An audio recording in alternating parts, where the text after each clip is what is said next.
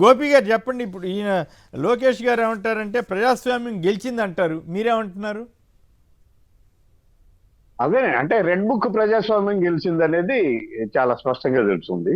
ఆ లోకేష్ ఓ, మొత్తంగా ఈ 2024 ఎన్నికల తర్వాత అధికారంలోకి వచ్చినప్పటి నుంచి కూడా లోకేష్ ఆధ్వర్యంలో నడుస్తున్న ప్రభుత్వంలో ఆ ఈ ఇటువంటి అటాక్స్ ప్రతిపక్ష నాయకులను టార్గెట్ చేసి దాడులు చేయడం అనేది చాలా సర్వసాధారణం అయిపోయింది. ఇది ఏదో మామూలుగా అయితే గ్రామాల్లో ఎన్నికలు జరిగిన 2-3 రోజులు, ఒక 6 రోజులు ఇట్లాంటి దాడులు ఉంటాయి ప్రతిపక్ష ఓడిపోయిన పార్టీ నాయకుల పైన. కానీ ఇప్పుడు ఏడాదిన్నర గడిచినా కూడా ఇంకా అట్లాంటి దాడులే జరుగుతూ ఉన్నాయి. ఆ నేపథ్యంలో చూసుకుంటే ఇది ప్రజాస్వామ్యమే. లోకేష్ గారి మాటల్లో అయితే ఇది ఖచ్చితంగా ఇట్లా కొట్టడం, ఓటర్లను కొట్టడం, ప్రతిపక్ష పార్టీల నాయకుల్ని అరెస్టులు చేయడం, లేకపోతే నిర్బంధించడము, తన్నడము, ఇవన్నీ కూడా ప్రజాస్వామ్యంలో భాగమేనని లోకేష్ గారి ఉద్దేశం.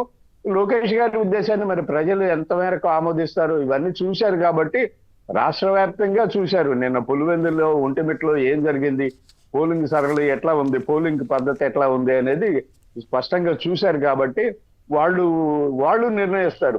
ఇది ప్రజాస్వామ్యమా కాదా అనేది ప్రజలు చెప్తారు. ప్రజలు ఏమి తెలివి తక్కువ వాళ్ళు కాదు. ప్రజలకు ఏమి తెలియని విషయాలు ఏమీ లేవు. ఇప్పుడు సోషల్ మీడియా లేకపోతే మీడియా విస్తృతంగా వచ్చిన ఈ రోజుల్లో ఎక్కడ ఏం జరిగినా కూడా చాలా స్పష్టంగా ప్రజలకి తెలిసిపోతుంది కాబట్టి వాళ్ళు గమనిస్తూనే ఉన్నారు.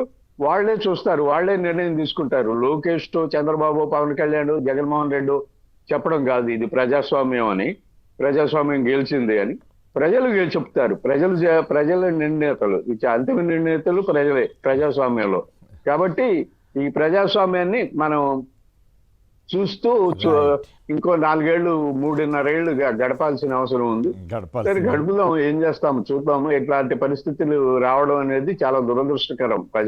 పోలీసు వ్యవస్థ అయితే పూర్తిగా అధికార పార్టీ తొత్తుగా మారిపోయింది. పోలీసులు ఎక్కడ కూడా స్వేచ్ఛగా, స్వతంత్రంగా వాళ్ళ ఉద్యోగ నిర్వహణ చేస్తున్నట్టుగా కనిపించట్లేదు. అధికార పార్టీకి అనుకూలంగానే అధికార పార్టీ కార్యకర్తల్లా పనిచేయడం అనేది దురదృష్టకరం. ఇట్లాంటి పరిస్థితి రాకుండా ఉండాల్సింది. పోలీసు అధికారులు ఇప్పటికైనా సరే, ఉన్నతాధికారులు ఒక నిర్ణయం తీసుకోవాలి.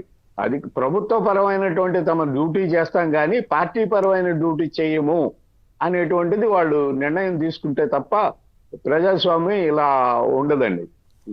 అది పరిస్థితి. ఆంథోనీ గారు